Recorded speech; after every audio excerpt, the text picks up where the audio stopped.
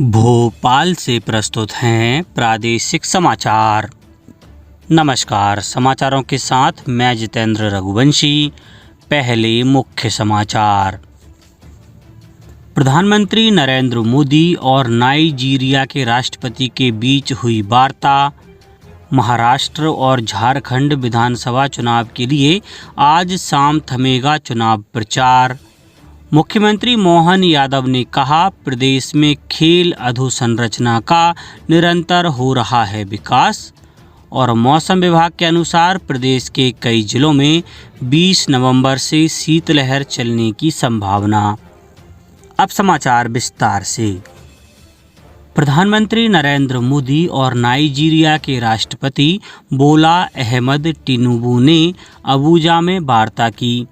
दोनों नेताओं ने दोनों देशों के बीच कार्यनीतिक भागीदारी की समीक्षा की और आपसी संबंधों को बेहतर बनाने के अवसरों पर चर्चा की। राष्ट्रपति टिनुबू के साथ शिष्टमंडल स्तर की वार्ता के दौरान प्रधानमंत्री ने कहा कि भारत नाइजीरिया के साथ अपनी कार्यनीतिक भागीदारी को बहुत महत्व देता है। उन्होंने कहा कि दोनों देशों के बीच रक्षा, ऊर्जा, प्रौद्योगिकी, स्वास्थ्य, शिक्षा और संस्कृति के क्षेत्रों में पहले से सहयोग जारी है। प्रधानमंत्री ने कहा कि दोनों देश आतंकवाद और समुद्री लुटेरों की चुनौतियों से निपटने के लिए मिलकर काम कर रहे हैं। प्रधानमंत्री ने grand commander of the order of the niger से सम्मानित करने के निर्णय के लिए नाइजीरिया के राष्ट्रपति को धन्यवाद दिया। श्री मोदी ने कहा कि यह सम्मान सिर्फ उनका नहीं बल्कि समस्त भारतीयों का है। श्री मोदी ने कहा कि पिछले 17 वर्षों में यह पहला मौका है जब किसी भारतीय प्रधानमंत्री ने नाइजीरिया की यात्रा की है। उन्होंने कहा कि भारत नाइजीरिया के बाढ़ग्रस्त इलाकों में राहत के लिए मानवीय सहायता के तौर पर 20 टन सामग्री भेजेगा। श्री मोदी ने नाइजीरिया को ब्रिक्स का भागीदारी देश बनने पर बधाई दी। उन्होंने विश्वास व्यक्त किया कि भारत और नाइजीरिया ग्लोबल साउथ के मुद्दों को विश्व मंच पर उठाते रहेंगे। मुख्यमंत्री डॉक्टर मोहन यादव ने कहा है कि प्रदेश में स्वास्थ्य सेवाओं को सुदृढ़ और व्यापक बनाना राज्य सरकार की सर्वोच्च प्राथमिकता है। इस दिशा में एक और कदम बढ़ाते हुए 21 नवंबर को उज्जैन मेडिकल कॉलेज का भूमि पूजन किया जाएगा। मुख्यमंत्री डॉक्टर यादव ने कहा कि सिंहस्थ 2028 की आवश्यकताओं को दृष्टिगत रखते हुए प्रोजेक्ट को प्राथमिकता से पूर्ण किया जाएगा। इससे उज्जैन और आसपास के जिलों के मरीजों को उच्च गुणवत्ता वाली चिकित्सा सेवाएं उपलब्ध कराई जा सकेंगी।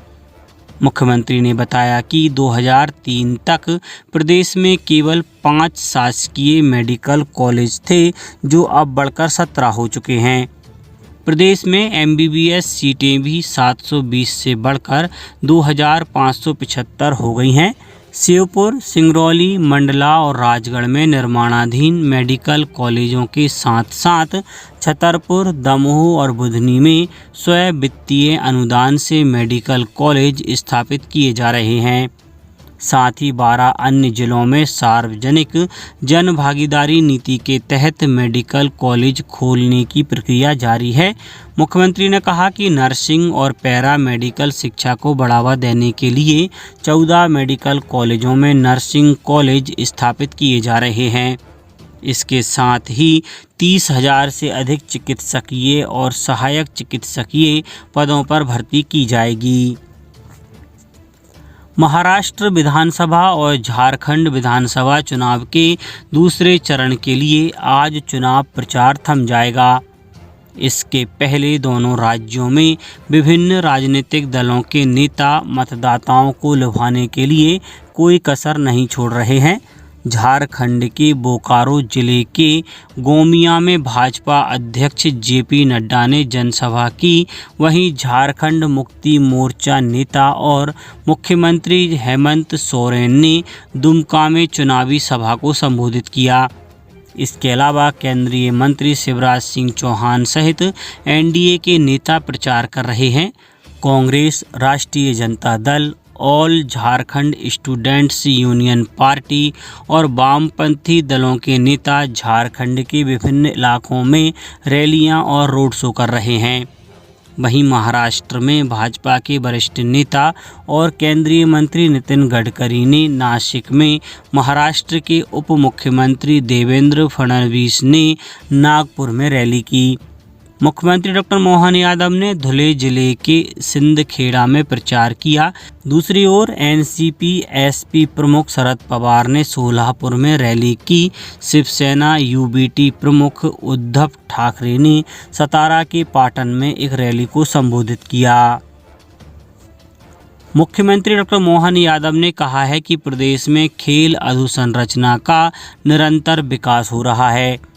मुख्यमंत्री कुशाभाऊ ठाकरे स्टेडियम देवास में सिंथेटिक एथलेटिक ट्रैक के भूमि पूजन कार्यक्रम को नई दिल्ली से वर्चुअली संबोधित कर रहे थे। उन्होंने कहा कि देवास, उज्जैन, धार और इंदौर को जोड़ते हुए क्षेत्र को बृहद महानगर के रूप में विकसित किया जा रहा है। देवास में प्रदेश का 9वां synthetic athletic track Kushabhau Thackeray stadium में स्थापित किया जा रहा है। मुख्यमंत्री ने इस अवसर पर प्रदेश के खिलाड़ियों को शुभकामनाएं दी। 68वीं साले राष्ट्रीय बैडमिंटन और शतरंज स्पर्धा कल से नर्मदापुरम में शुरू हो गई। प्रतियोगिता में देश भर के करीब 1350 खिलाड़ी हिस्सा ले रहे हैं। यह प्रतियोगिता 21 नवंबर तक चलेगी। बैडमिंटन के सभी मैच बुधवाड़ा में स्थित पंडित रामलाल शर्मा स्कूल के मैदान में और शतरंज प्रतियोगिता NMB के ऑडिटोरियम हॉल में होगी। पश्चिम मध्य रेलवे के भोपाल मंडल को टिकट चेकिंग से अक्टूबर माह में 2.29 करोड़ रुपयों की कमाई हुई है। वरिष्ठ मंडल वाणिज्य प्रबंधक सौरभ कटारिया ने बताया कि नियमित टिकट चेकिंग के दौरान बिना टिकट और बिना बुक कराए सामान ले जा रहे यात्रियों से यह जुर्माना वसूला गया। उन्होंने यात्रियों से उचित टिकट लेकर यात्रा करने का अनुरोध किया है। अब बात मौसम की। प्रदेश में सर्दी का असर तेजी से बढ़ रहा है। मौसम विभाग ने बताया कि उत्तर पूर्वी हवाओं के कमज़ोर होने और पहाड़ों में जेट स्ट्रीम चलने की वजह से ऐसा मौसम बन रहा है। आने वाले दिनों में इंदौर, ग्वालियर, जबलपुर और उज्जैन में तापमान 2 डिग्री तक लुढ़क सकता है। उत्तरी हिस्से यानी ग्वालियर चंबल संभाग में ठंड का असर ज़्यादा बढ़ेगा। प्रदेश के कई हिस्सों में 20 नवंबर तक शीतलहर चलेगी। भोपाल, इंदौर, जबलपुर में भी कड़ाके की ठंड पड़ने की संभावना है। अब कुछ समाचार संक्षेप में। पशुपालन मंत्री लखन पटेल ने सीहोर जिले के गांव चिताबलिया हेमा स्थित कोबरेश्वर महादेव मंदिर में गौशाला का निरीक्षण किया और अंतर्राष्ट्रीय कथावाचक पंडित प्रदीप मिश्रा से भेंट की। पन्ना कलेक्टर सुरेश कुमार ने पवई क्षेत्र में आजीविका की नवीन गतिविधियों से